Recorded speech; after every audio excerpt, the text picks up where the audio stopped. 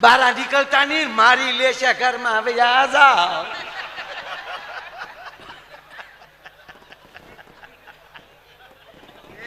એ ગામમાં હડકાયું છું, બારા નીકળતા નહીં. પણ તારી જેવું તો ન જ થાય એમ.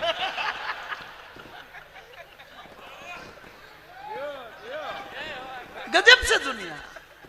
બાપુ હજી સુધી મને તો કઈ ખબર નથી પડ્યો, પછી બધાને ખબર પડી હોય તો બધા જ્ઞાની હોય. સુખ કોને કહેવાય, દુઃખ કોને કહેવાય, હજી મને હળ નથી છે. માણસ સુખ કોને કહે છે?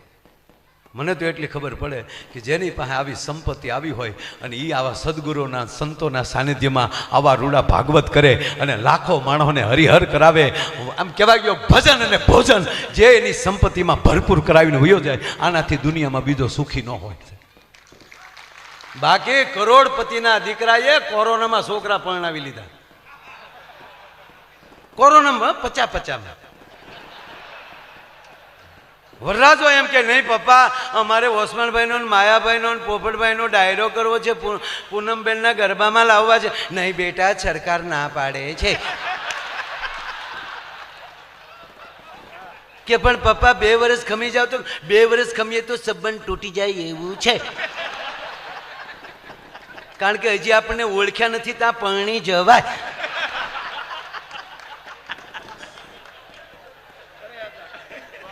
ફસા પરણાવી લીધા બાપ. ગજબ ગજબ ગજબ. ઓહો. અને હું હંમેશા કહું મારા વાલા, દરેક પ્રોગ્રામમાં કહું છું, અહીંયા પણ કહું છું. અહીંયા અમારા રાષ્ટ્રીય સેવા સંઘના મિત્રો બેઠા છે, માનસિંહ જેવા. રાષ્ટ્રને હૃદયમાં રાખજો. 18 વરણ જ્ઞાતિ વાતીના વાડા મૂકો, હવે ભારતીય બનો. આજે શું વસણ હવે વંદે માતરમ ગાયું મારા બાપ. મને એમ લાગતું હતું જાણે રાષ્ટ્રીય સેવા સંઘના કેમ્પમાં બેઠા છીએ. અને આવા સનાતનની ધજાઓ જ્યાં ફરકતી રહેશે ને ત્યાં સુધી વિશ્વની તાકાત નથી ભારતનો વાળ વાંકો કરી શકે. અહીંયા મયો અને મહાદેવ બે ભેગા થઈને આવા ડાયરા કરતા હોય એવો દેશ તો કોક મને દેખાડો ભલા માણા. બસ એક બનો, નેક બનો.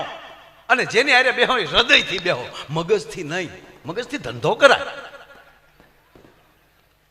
ધંધામાં મગજની જરૂર પડે. હા, ચૂંટણીમાં જરૂર તો પડે જ ને મગજની. હા, મગજથી બધું. આ પ્રોગ્રામમાં મગજની જરૂર તો પડે જ ને બાપા. પણ એક જ આવું માધ્યમ છે. આજ પૂજ્ય જિજ્ઞેશ દાદા કહેતા હતા કે એક જ કથા માધ્યમ એવું છે કે એક આરે લાખો માણા ડાભી સાહેબ બેઠું હોય ને, એ બધા એના મગજ બંધ થઈ જાય ને હૃદયથી ભગવાનની કથા સાંભળતા હોય છે. અને 4-4 કલાક એટલું માણા મૌન બેહે, આનાથી બીજો કુંભ મોટો કયો હોઈ શકે? એ તો કલ્પના કરો દોસ્ત. અદભુત છે આપણું. એટલે જેને યાર બેહું હૃદયથી. હૃદય બહુ મોટું છે. જેટલા હમાડવા એટલે હામી જાય. એક ઓપરેશનમાં જેટલા કરોડ હમાવો એટલે હમાડી દે, તો માણા નો હમાડી દે ભલા માણ. એક સર્જરી કરાવતા કેટલો હામી જાય એમાં. નકર એટલું છે ધડક ધડક ધડક. कुछ कुछ होता है.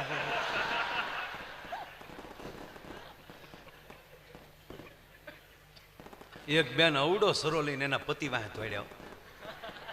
પતિદેવ મોર ને વાહે, બેન છૂટા વાળ, ઉભો રે ગો ગો. ઓલો બાંગરોટો બોલાતો, હે તારી ગા, હે તારી આજથી તું મારી માં. એવું નહોતું કીધું. દોડીને પોલીસ સ્ટેશનમાં ગળી ગયો.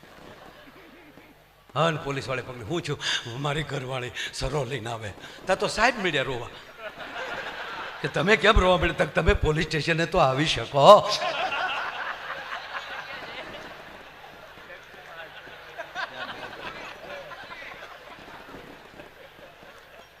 તા તો બેન આવી ગયા. બેનને લેડીઝ પોલીસે એને પકડી લીધા. શું છે? બેન કે કચ્છું નથી, ખોટો ભાગે છે. અરે કે પણ હાથમાં સરો એટલે હથિયાર લઈ લઈ તો ભાગી થોડું જવાનું હોય. પણ આ કઈ નહીં, એ તો એકલો બેઠો બેઠો ગાતો હતો, और इस दिल में क्या रखा है, तेरा ही नाम છુપા રખા હે. તક તો એમાં શું છું, લાઈવ હતો એટલે મારે સરો મારી નામ ગોતું છે કે એમાં કોનું નામ છે.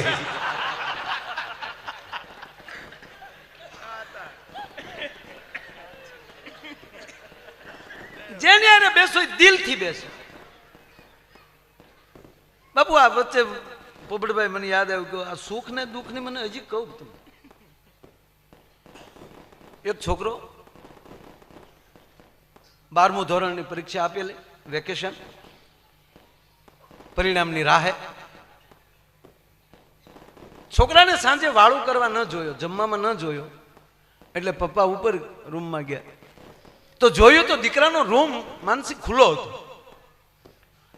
હવે જુવાન છોકરાના ભાગ્ય રૂમ ખુલ્લા હોય, કાંઈક ને કાંઈક એની પ્રવૃત્તિમાં હોય, પણ દીકરાનો રૂમ બાપુ ખુલ્લો જોયો અને બાપે જ આમ રૂમમાં નજર ફેરવી તો એટલો બધો સ્વચ્છ અને ઓસાડ વસાડ બધું કમ્પ્લેટ કે ઓહો.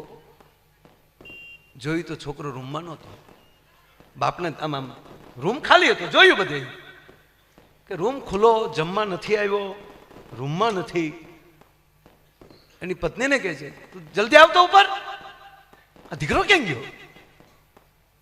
આમ જ્યાં નજર કરી તો બાપુ તકિયા ઉપર એક કવર પડેલું. એ બાપે કવર ઉપાડ્યું અને કવર ખોલે છે, અંદરથી એક ચિઠ્ઠી નીકળી. એમાં યુવાન છોકરો લખે છે કે પરમ પૂજ્ય બા બાપુજી. સાંભળજો, વક્તાની શું તાકાત હોય છે. પરમ પૂજ્ય પિતાશ્રી, માતુશ્રી,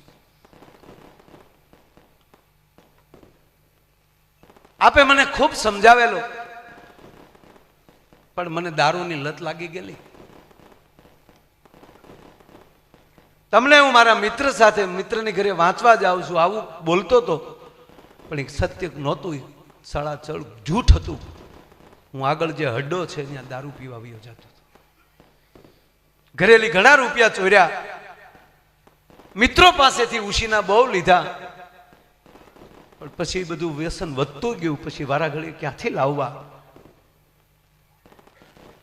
એ અડ્ડાવાળાનું પણ લેણું ચડી ગયું.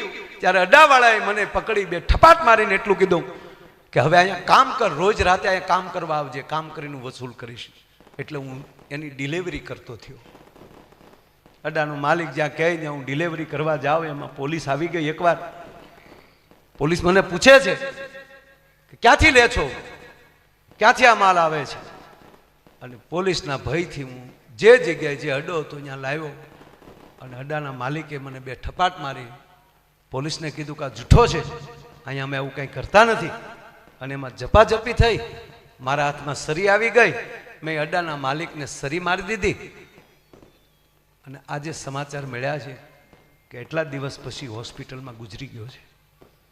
વહેલા બોડી મારી ધરપકડ થશે. ઘરેથી ધરપકડ થાય તો આડો પાડોમાં તમારી આબરૂ જાય. એટલે હું ઘર મૂકીને વયો ગયો છું. હવે મને ગોતતા નહીં. મારી અનુકૂળતા એ રજૂ થઈ જશે અને મને જે સજા મળશે એ હું ભોગવી લઈશ. તા તો બા બાપુજી રોઈ પડ્યા, અરે બહુ રોયા. આમ જ્યાં જોઈ કર્યું મારા દીકરે કેવું કર્યું, દુઃખનો આપ ફાટી. એકનો એક બાપુ હાસ ખોટનો, હાવ હાસ ખોટનો. પાછો આમ કાગળ વાંચવા જાય ત્યારે કાગળની નીચે લખેલું પાછળ. કાગળ પાછળ લીધો તો પાછળ એટલું લખ્યું હતું બીજું કવર તકિયાની હેઠે પડ્યું છે. જ્યાં તકિયો ઊંચો કર્યો અને અંદરથી બીજું કવર નીકળ્યું. ઈ કવર ખોલ્યું ત્યારે કીધું કે ઈ કવરમાં લખ્યું એ હાવ ખોટું છે.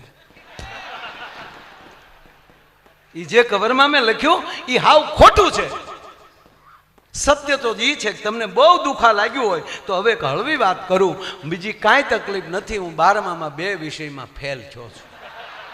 જો એ ઓલા દુઃખ કરતા તમને આ દુઃખ નાનું લાગતું હોય તો હું ક્યાંય નથી ગયો, બાથરૂમમાં જ બેઠો છું. એના બાપે દરવાજાને પાટું માર્યું હોય, બહાર નીકળ, બહુ સારું કર્યું મારા વાલા, બહુ ભલે બધાયમાં ઉડ્યો હોત તોય એમાં કાંઈ વાંધો નથી. હૃદયથી વાત જેની સાથે બેસો એ હૃદયથી બેસો, દિલથી બેસો. જેને રાખો એને હૃદયમાં રાખો.